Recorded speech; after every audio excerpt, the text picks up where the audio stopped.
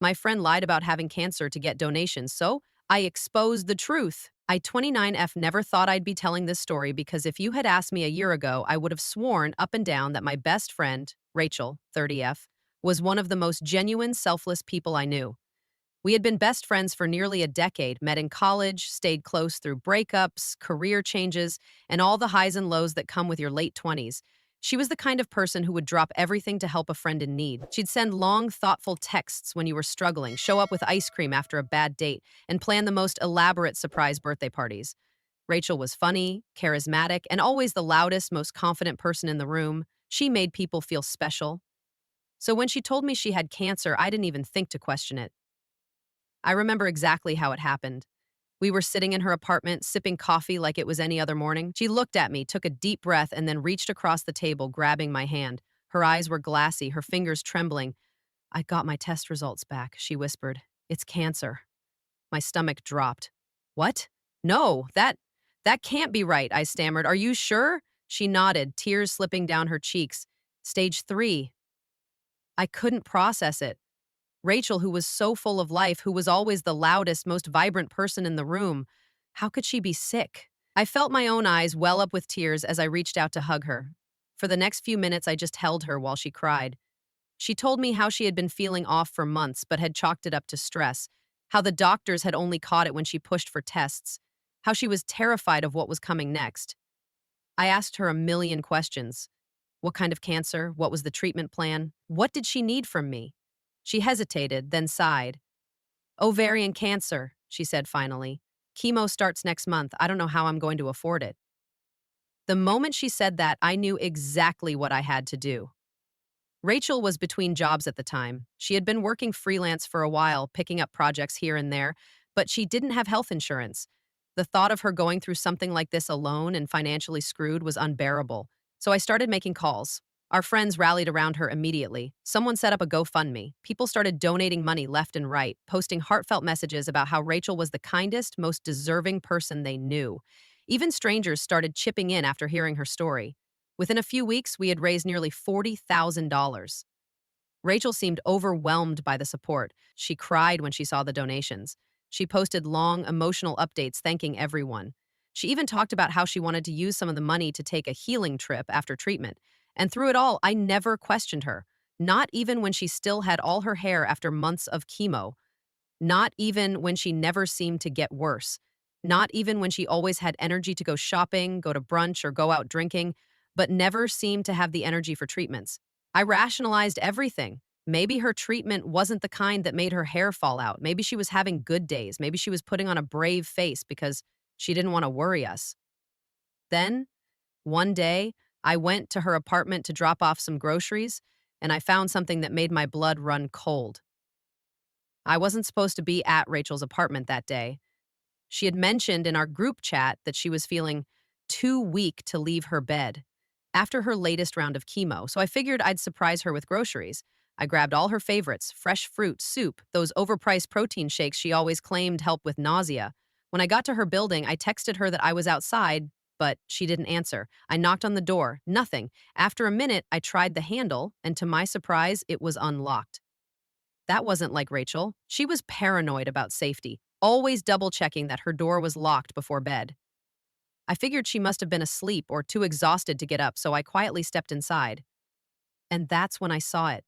Sitting on her kitchen counter, in plain view, was a medical bill. One I immediately recognized as fake. It wasn't crumpled or torn from being handled. It was pristine, like it had just been printed. I knew what real hospital paperwork looked like. I had seen enough of them when my uncle went through chemo. But this? The formatting was off, the logo slightly pixelated. My stomach twisted as I stepped closer. I picked it up, scanning the details. The total owed was suspiciously round, $10,000 exactly. No itemized charges, no breakdown, nothing. Then I noticed the date. It was from 2 months ago. The same month she had claimed to be going through intensive treatment, the same month she had also gone on a weekend spa trip with her cousin. My heart pounded in my chest. I placed the paper back exactly where I found it, my hands shaking. Maybe there was an explanation. Maybe I was overreacting. But then I spotted something else. A prescription bottle sitting on her coffee table. I picked it up, turning it over in my hands. It had her name on it, But the medication inside, it wasn't for chemotherapy. It was a common antibiotic. I felt like I was going to be sick. That was when I heard the front door unlock. Rachel walked in, a shopping bag in one hand and an iced coffee in the other. Her eyes went wide when she saw me standing in her living room. She froze. "Oh, hey, I didn't know you were stopping by." I forced a smile, even though my heart was racing. "You weren't answering your phone. I thought you might need some groceries." I gestured toward the bags on the counter. She blinked rapidly, then let out a nervous laugh. "Oh, wow. That's so sweet of you. Sorry, I was just, uh, out for some air." I looked at the iced coffee in her hand, the one she had just bought while supposedly too weak to get out of bed. Something inside me snapped. I kept my expression neutral. "How are you feeling?" She immediately launched into her usual speech about how brave she was being, how hard the chemo had been on her body, how she was just trying to stay positive. I nodded along, pretending to listen, pretending like I didn't already know the truth. Then I asked the question, "What kind of chemo are you getting?" For the first time, Rachel hesitated. It was quick, so quick that if I hadn't been watching her closely, I might have missed it. She shifted on her feet, then waved her hand vaguely. "Oh, you know, the standard kind." I tilted my head. "Which drug?" Her face twitched. I had never seen Rachel at a loss for words before. She was always the best storyteller in the room, the first person to have a quick answer for anything. But now, she looked like a trapped animal. It's complicated," she finally said. "I'm on a mix of treatments," I nodded slowly. "Right. But what's the name of the chemo drug?" She swallowed hard. I I don't remember." I stared at her. "You don't remember the name of the treatment that's supposedly saving your life?" Her eyes flickered to the side. I I mean, there's a lot of medical terms. I don't keep track of all of them." Ugh, my blood was boiling.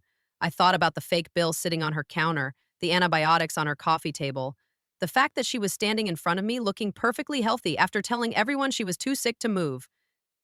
I should have called her out right then and there, but I didn't. Not yet.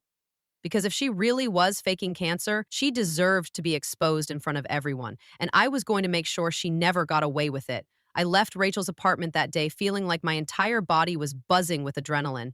The fake medical bill, the prescription for antibiotics instead of chemo drugs, the way she couldn't even name her treatment. I had all the proof I needed. But I knew Rachel. If I confronted her right then and there, she'd just spin the story. She was an expert at twisting the truth to make herself the victim. If I accused her privately, she'd probably cry, gaslight me, and somehow make me feel guilty for even doubting her. No, that wasn't enough. She had scammed dozens of people, our closest friends, family, even complete strangers who donated to her GoFundMe. She had lied to my face for months, letting me comfort her, drive her to fake appointments, bring her food when she claimed to be too weak to cook. If I was going to expose her, I needed to do it publicly, in a way she couldn't escape. So I made a plan. The next day, I texted Rachel like nothing had changed. "Hey, want to grab coffee?" She responded immediately. "Oming, yes, I could use a pick-me-up after my latest treatment." I nearly threw my phone across the room. She had zero shame, but I forced myself to stay calm. "Great! Let's invite the rest of the group too. Everyone's been asking about you." She hesitated for a moment, then replied, "Aw, that's so sweet. But I don't want people to feel like they have to check in on me." Translation, she didn't want to be questioned. I reassured her, "No pressure. Just a casual hangout," she finally agreed. What she didn't know was that I had already called Melissa, Jake, and a few other friends, people who had donated hundreds, even thousands of dollars to her medical fund. I told them everything I had found. At first, they didn't want to believe it. "Are you sure?" Melissa had asked, her voice shaking. "I wish I wasn't," I said, "but I saw the fake bill with my own eyes." That was all it took. The betrayal hit them hard. We agreed that when we met up with Rachel, we'd give her one last chance to come clean. If she lied, we'd expose her. The cafe was busy when I arrived. Rachel was already there, sipping on an iced caramel latte, scrolling on her phone. She looked perfectly healthy, dressed in her usual trendy outfit, makeup flawless. I sat down across from her, forcing a smile. "Hey, how are you feeling today?" She sighed dramatically. "Ugh, exhausted. The treatment is really taking a toll." Before I could respond, the rest of our group walked in. Rachel's eyes widened slightly. She wasn't expecting them, but she quickly recovered, smiling. Wow, I didn't know everyone was coming. Melissa sat down beside me. Jake pulled up a chair across from Rachel. No one spoke for a few seconds. The tension was thick. I finally broke the silence. Rachel, we need to talk. She blinked. About what? I pulled out my phone and placed it on the table. The screen was open to a photo of the fake medical bill I had found in her apartment, her face drained of color. Melissa crossed her arms. We just have a few questions about your treatment. Rachel let out a nervous laugh. Uh, okay, ask away. Jake leaned forward. What's the name of your oncologist? She hesitated. I go to a few different specialists. Melissa didn't let up. So, who's your primary doctor? Rachel shifted in her seat. I don't remember his name. I tilted my head. You don't remember the name of the person treating your cancer? She swallowed hard. Well, there's a whole team, Jake cut her off. What hospital do you go to? Rachel panicked. I saw it in her eyes the moment she realized she was trapped. She stammered, It's, a private clinic. I nodded slowly. Oh, great. We'd love to visit. What's the name of it? Silence. Rachel's fingers tightened around her cup. Why are you guys interrogating me? Melissa leaned forward, her voice ice cold. Because we raised 40 grand for you, Rachel. And we want to know where it went. Rachel's mouth opened, then closed. She glanced at me, begging me with her eyes to back her up. I didn't. Because I wasn't her friend anymore. She finally let out a shaky breath. I I never forced anyone to donate. That was it. That was the moment we all knew. She wasn't denying it. She wasn't even trying to defend herself. Melissa slammed her hand on the table, her voice shaking. Oh my God, you're a fraud. Jake let out a bitter laugh. Wow. And I thought I'd seen everything. Rachel's entire body went rigid. I was going to pay people back, I interrupted. Were you? She looked away. She was caught.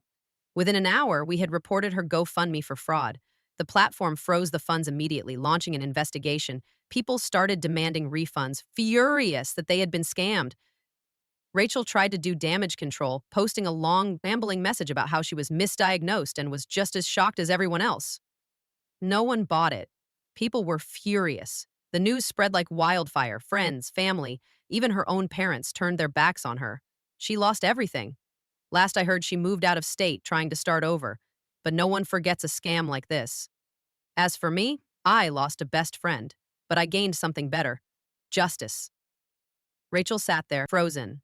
The reality of the situation had finally hit her. There was no talking her way out of this. The silence stretched between us, heavy and suffocating. Around us, people carried on with their conversations, sipping their coffees, completely unaware that Rachel's entire world was collapsing right here at this table. She finally exhaled, looking down at her hands. I just needed help, she mumbled. Melissa scoffed. You lied to all of us. We would have helped you if you were struggling, Rachel, but you made up an entire illness to steal from people. Rachel's eyes flickered up, like she was about to argue, but she must have realized how pointless it was. She looked at me next, her expression desperate. You believe me, don't you? I didn't hesitate. No. She inhaled sharply, like I had slapped her. I never meant for it to get this big, she whispered. Jake shook his head. Then why didn't you stop? Why did you let people donate their hard-earned money? Why did you take thousands of dollars and spend it on vacations and shopping sprees? She had no answer. I stood up, grabbing my bag. We're done here. Melissa and Jake stood too. Rachel's voice broke as she called after us. Please, just let me explain. We walked out of the cafe without another word. By the time I got home, the group chat was exploding. People were furious. Melissa had already posted about what happened, warning everyone that Rachel had faked the entire thing. Screenshots of our conversation at the cafe started circulating. People began demanding refunds from the GoFundMe. It didn't take long before the campaign was shut down. GoFundMe flagged the fundraiser for fraud, froze the remaining money, and launched an investigation. Every single donor was notified. Rachel tried damage control, posting some long-winded message about how she was misdiagnosed and just as shocked as everyone else. She claimed that she had truly believed she was sick, that she wasn't trying to scam anyone, that this was all a big misunderstanding. No one bought it. She was ostracized overnight. Her name was ruined. Her landlord kicked her out after learning about the scam. Her family disowned her. Even the people who had defended her at first turned their backs when the full truth came out. And then, karma hit her one last time. Someone, probably one of the donors, filed a police report for fraud.